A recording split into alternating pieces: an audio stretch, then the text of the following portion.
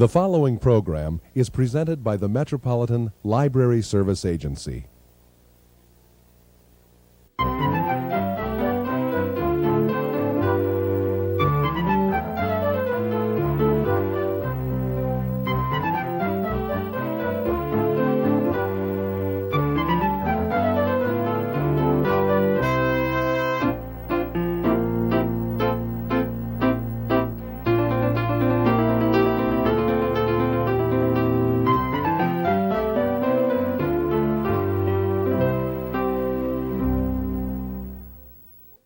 Hello, welcome to All About Kids, a program focusing on the interests of children and young people and some of the issues affecting them.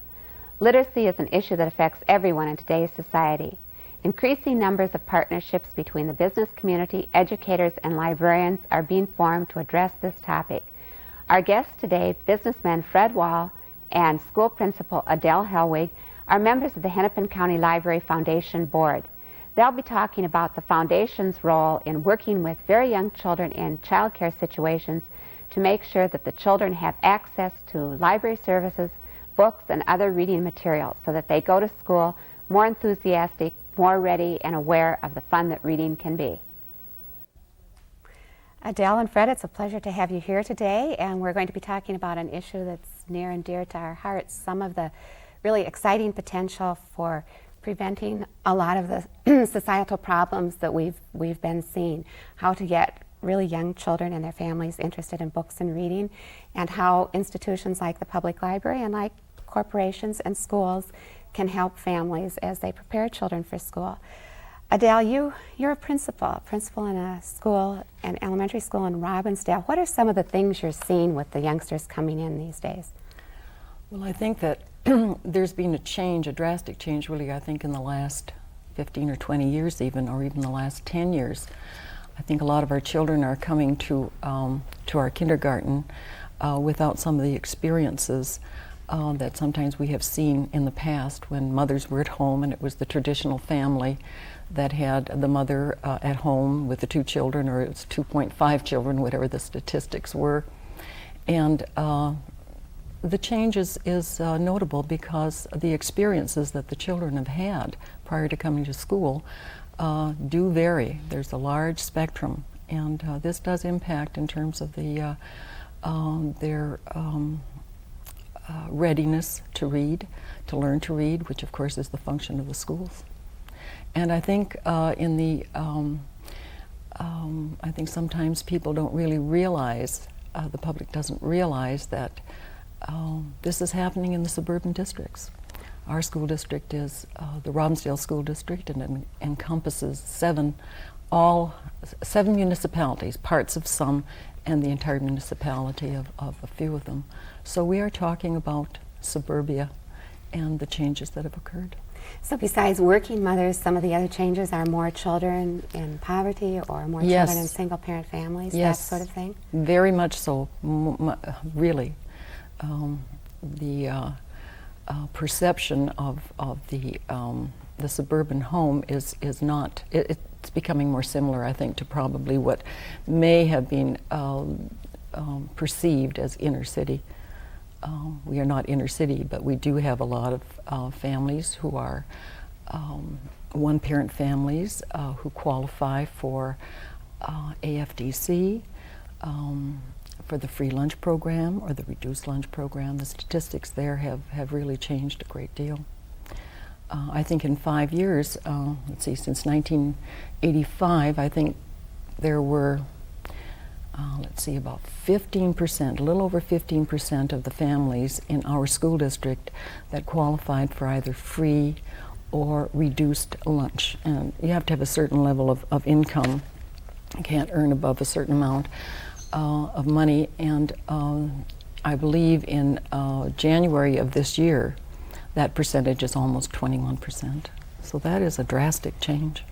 So the school is having to pick up some of the things that traditionally families did to help the children and the families. Very much so. The experiences are not there. As I had indicated earlier, I think the function of the school, and certainly the elementary school, is to teach the children how to read, to put it quite simply. And I think getting ready to learn to read, one has to have had the experiences prior to that. And Fred, you're a businessman, not a hard-nosed one, I don't think, but a businessman who's concerned about productivity and obviously a future workforce. And yet you have chosen to spend some of your volunteer time by working with the Hennepin County Library Foundation and working on a project which is designed to help families who don't have access to library materials and services get some of them. Why did you pick this as one of your volunteer efforts? Well, I think, like most of us, you have to be very selective with what you do with your time. I mean, there just is never enough time. But I think this is an issue that it's easy to get involved in. As you become more aware of the problems out there, there isn't any one solution that will solve all the problems, but reading is pretty basic. And I think most of us take it for granted that we all kind of grew up in a certain way that enabled us to get involved in books and reading, and it was fun, and at least as much fun as books and reading could be for a boy. But it was a part of your life, and it's difficult to recognize that that's not necessarily true anymore. And when you find that to be the case, and you see what the results of that can be, that is, the families are different than they were in my day. And you just can't send these kids off into the sunset, going into school, without even a chance. I mean, you find children out there that are not exposed to books at home for a variety of reasons. I mean, they're at such a disadvantage before they walk in the door that this particular project, the Emergent Literacy Project, seemed to me one solution, an idea that just it was just too good not to work on it. It just had to work. Oh, we librarians were very excited when the foundation board decided to pick the Emergent Literacy program as its main focus, because a couple of years ago we had talked a lot about exactly the issues that Adele was talking about. Children weren't being brought to the library by their parents because both parents were working. There seems to be a lack of time in society. We were really concerned that children in child care settings weren't having access to library materials and services, so we came up with a plan of outreach to child care providers, and one of the components of the plan was a form of bookmobile service that would go to family child care providers who often are kind of locked into their homes because of licensing regulations, and it's hard to put a couple of children of various ages into a car and take them to the library. So Hennepin County Library did a pilot project visiting family daycare homes with its bookmobile one day a week, and the response was tremendous. And I'll always remember the day, Fred, that we went out and visited that bookmobile and you observed the story time, and that child with the big brown eyes was a wonderful introduction. That was the first time I had visited it too, just to see the enthusiasm that both the child care provider and the children had about the bookmobile and about the books. And as you say, Adele, until a child has that excitement about reading, I think there are a lot of boys who are excited about reading too, and it really helps when men encourage them and support them in that. I think when we're talking about preschoolers, the experiences that they have before they come to school, I think more and more research, and certainly the last 2 decades, indicates that the first 3 years, the language ability and the exposure to language through reading and through conversation and so forth is instrumental and projects in terms of success in school. And I think that what you talked about earlier, Gretchen, and you referred to, Fred, the fact that if children are locked into daycare for whatever reasons, it could be legal, it could be in terms of insurance or whatever, but they do not have the access to go to the library or to be read to and so forth. I just brought these statistics along, and they're not that recent, but for example, the percent of mothers working, I think we're all aware that there are more and more, but in 1970, mothers with children under the age of 6, there were 30%. In 1987, it's 57%, more than half. That are working with children under the age of 6. Now, the same year, 1970, mothers with children under the age of 1, 24% in 1970, 51% in 1987, and of course those statistics are at this time, even outdated, I'm sure that the percentage is going up. So when we're talking about infants being in daycare, all that stimulation between the ages of 1 and 3, that the stimulation that is so important, is just not there for whatever the reasons. And I think that the program, when in terms of bringing the experiences through books and through being read to, is just, it's essential. It really is. It does project the success in school. Well, it is simple, and we know it works, and it doesn't cost a lot either. A book and a child and a caring adult. One of the things that I think is most exciting about all of these organizations and institutions coming together is the collaboration. It's not the public library in its own little niche, and it's not the school, and it's not the business world. I think we've come to the conclusion that if we don't all work together, that we're not going to have the kind of positive results. Fred, I know you're active in several other groups, for instance, United Way's Success by 6, and that, I think, is one of the very foundations of that particular effort, that agencies, organizations, and individuals must collaborate to make sure that every child is a success by the time he or she starts school at the age of 6. I think there's a part of the concept here that at least it took a while for it to sink in. You think about children learning to read, and I think children learn to read. They get some experience at home, but we send children to school to learn to read. But what we're doing here is something that is really more significant, and that is preparing the child to want to learn to read. I mean, it's kind of basic, but I guess I never thought about it. For example, I think the one trip I took with the bookmobile, I thought this was a good idea before I went to the bookmobile, but if you needed any conditioning, that trip would do it, because you can see these kids come out when that big green van pulled up in front of some house, and the kids have got their nose kind of glued to the window just waiting for it. They come marching out all dressed up, hop into that van, and literally fight over getting their book. Now, these are children that are not old enough to read, but the concept of a book is good. I want my book. And then in the bookmobile, they sit down on the floor, and the reader reads to them, and she's not only entertaining them and getting them involved in books, but she's also passing on to the daycare giver, that person who's locked with those kids in the house, certain techniques that make reading to children more interesting to them and easier for the daycare giver. But I mean, you can just see that those children leave that bookmobile with a feeling that books are good. I want one of those. And I think it's hard to believe for some of us, but it sure is true. A lot of children grow up in homes where, for a variety of reasons, that message just doesn't come across.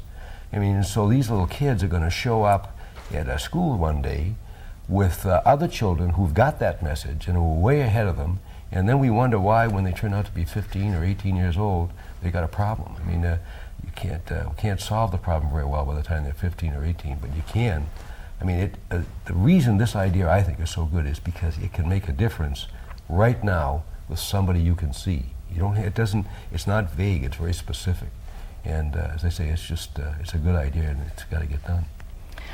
I'd like to emphasize what Fred alluded to, and that is the program is not meant to teach children to read. It is the readiness part of it, in terms of getting them ready to have the experiences where they will be ready to read, and of course to be excited about it.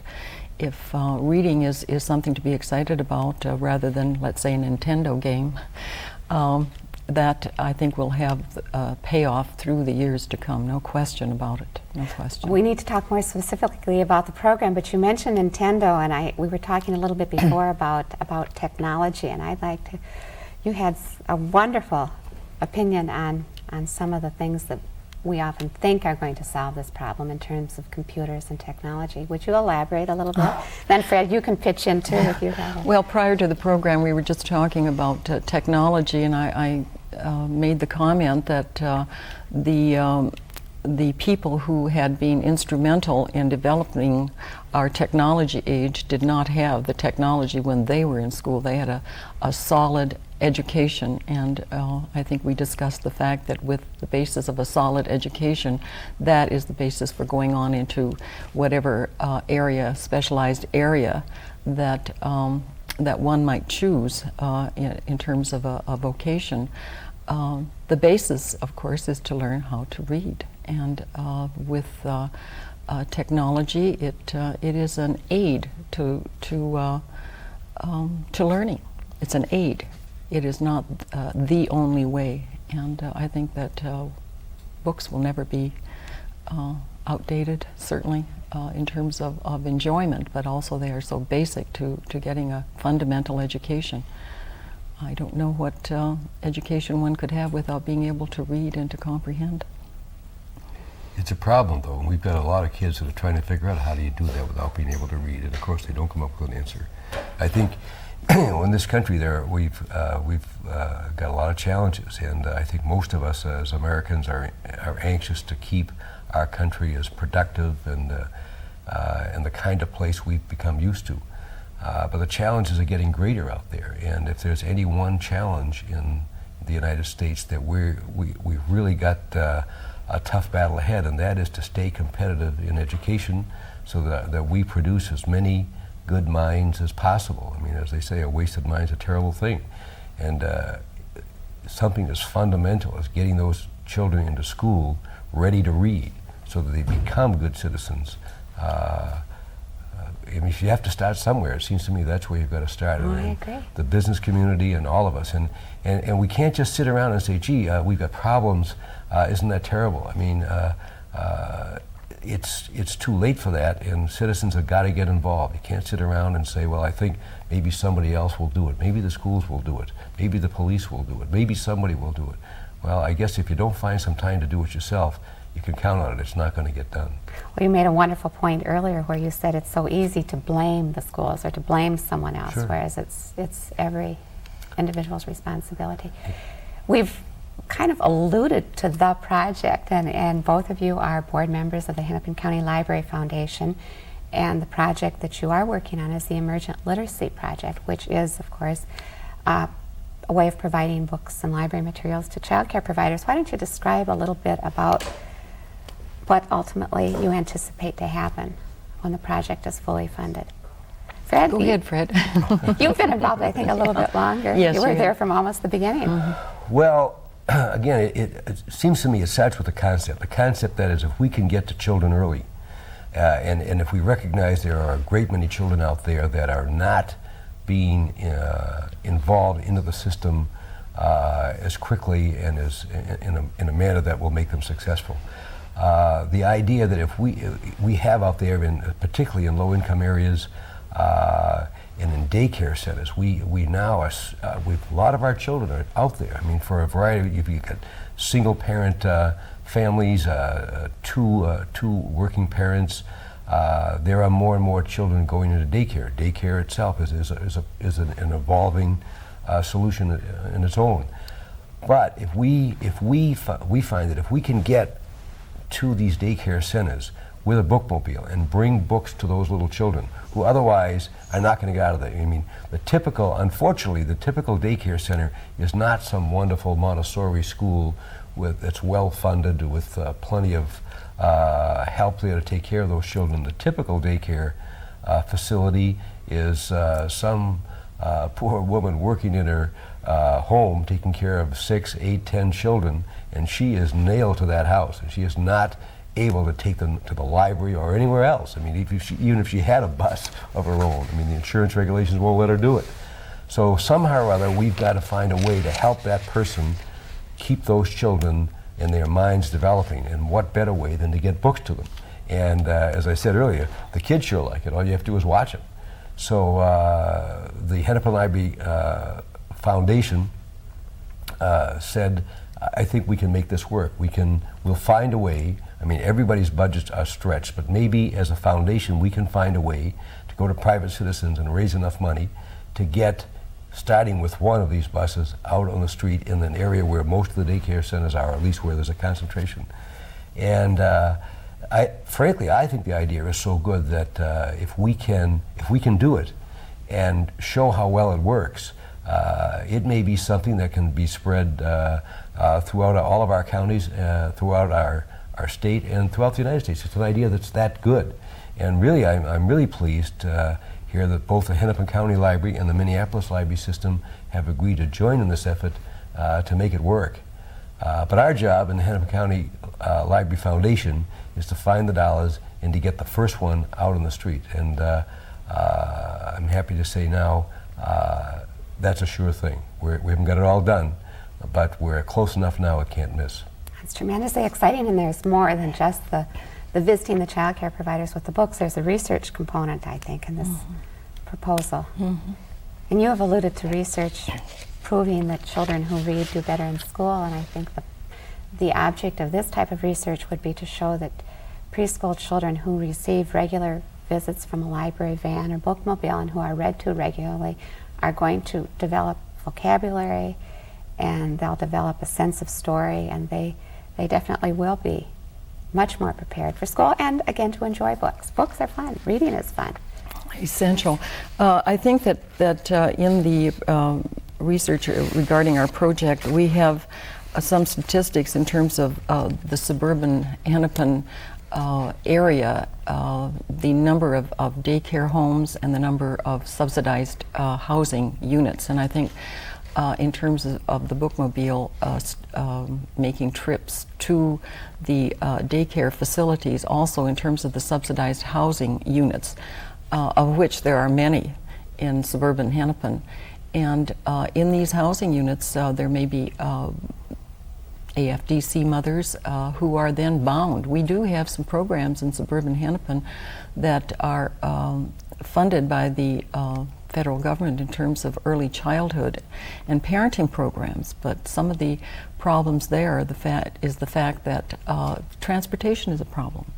And some of these mothers who are even maybe at home with their children are locked into a location where they don't have transportation. So I think the other component is the daycare centers and possibly expanding to the areas where we have the subsidized housing units.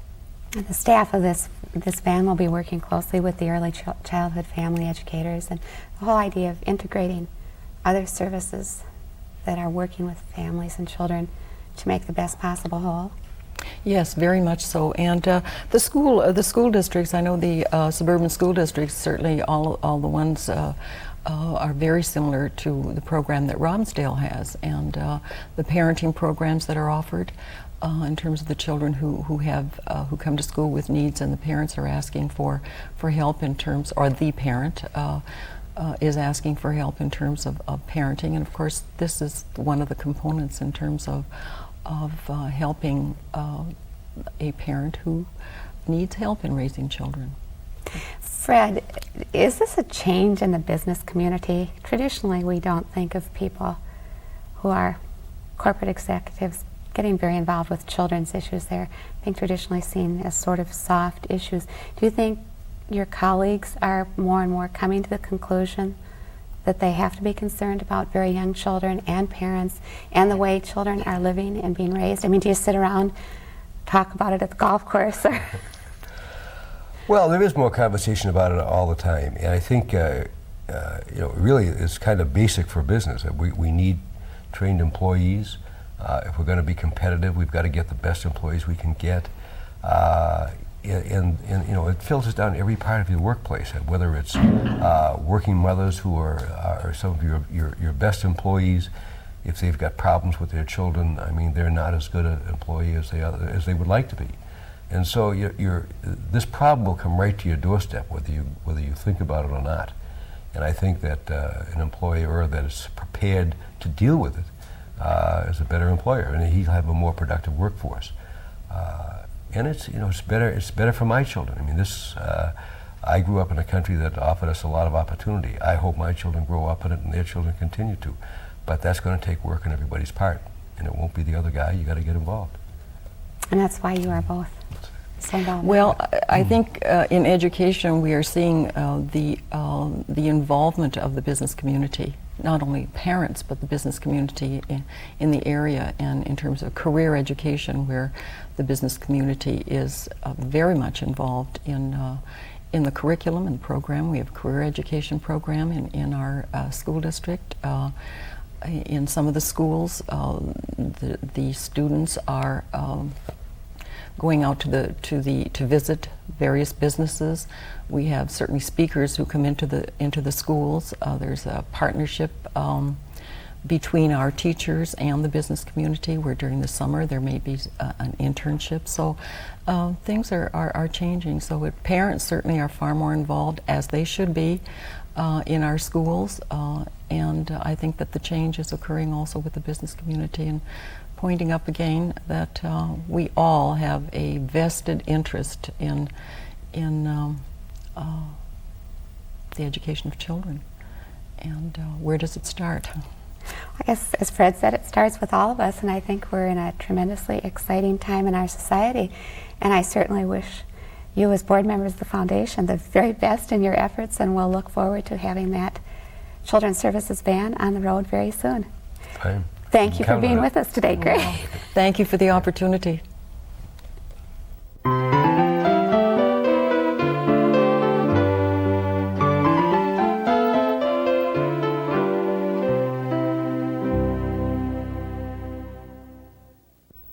Lon Po Po by Ed Young.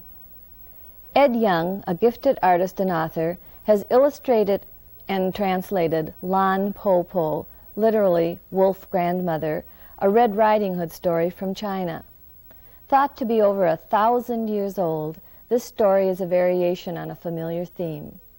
Mother goes to visit Granny, leaving the 3 children at home with a gentle reminder to keep the door locked. After she is gone, the wolf, disguised as Granny, knocks on the door twice. Bang, bang.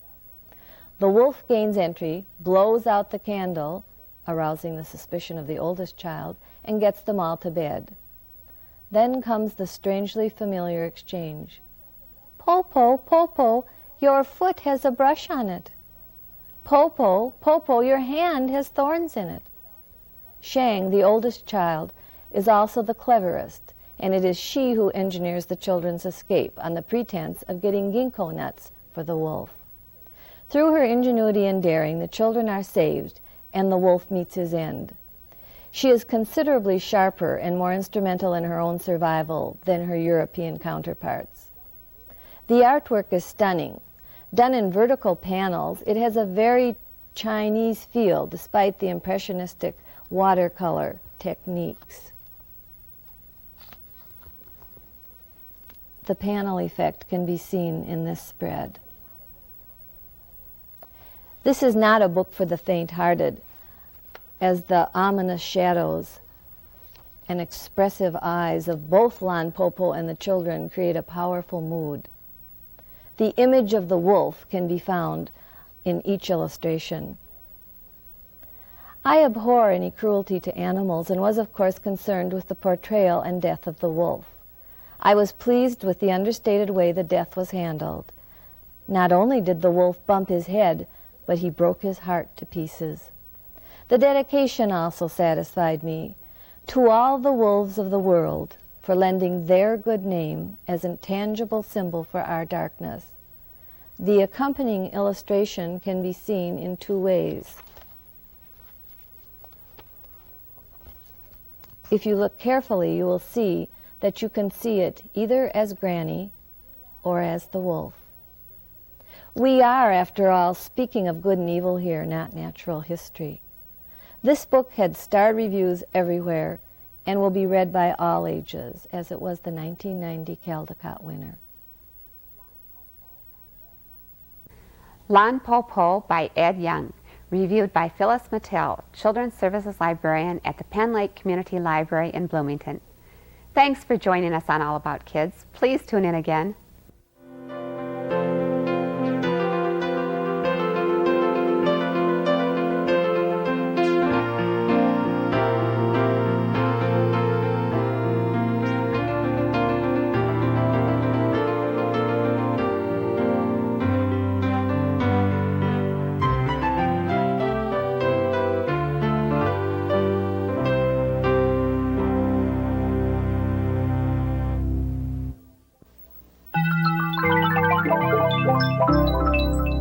This has been a presentation of Hennepin County Library in conjunction with the Twin Cities Metropolitan Library Service Agency.